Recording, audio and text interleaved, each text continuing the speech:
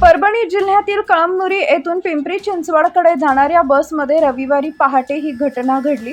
मिळालेल्या माहितीनुसार कळमनुरी येथून एक महिला बसमध्ये प्रवासासाठी बसली होती।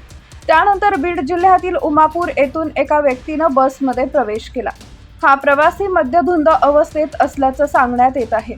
पहाटेच्या सुमारास त्यानं चालत्या बसमध्ये महिलेच्या अंगावर लघुशंका केली। अचानक घडलेल्या या प्रकारामुळे महिला आणि इतर प्रवाशांना धक्का बसला। घटना लक्षात येताच बसमधील दिवे लावण्यात आले। त्यानंतर संतप्त प्रवाशांनी संबंधित मद्यधुंद व्यक्तीला बसमधून खाली उतरवले। या घटनेची माहिती पोलिसांनाही देण्यात आली। माहिती मिळताच पोलिसांनी लघुशंका करणाऱ्या व्यक्तीला ताब्यात घेतले। मात्र या प्रकरणी कोणाकडूनही तक्रार दाखल करण्यात आलेली नसल्यानं पोलिसांनी काही वेळानंतर संबंधित व्यक्तीला समज देऊन सोडून दिले। चालत्या बसमध्ये महिलेच्या अंगावर लघुशंका करण्यासारखा गंभीर प्रकार घडल्यानं महिलांच्या सुरक्षेचा प्रश्न पुन्हा ऐरणीवर आलाय। विशेषतः मद्यधुंद अवस्थेतील प्रवाशांना सार्वजनिक आणि सरकारी बसमध्ये प्रवेश द्यायचा की नाही, तसेच अशा प्रवाशांवर प्रतिबंधक कारवाई कशी करायची याबाबत प्रश्न उपस्थित होत आहेत।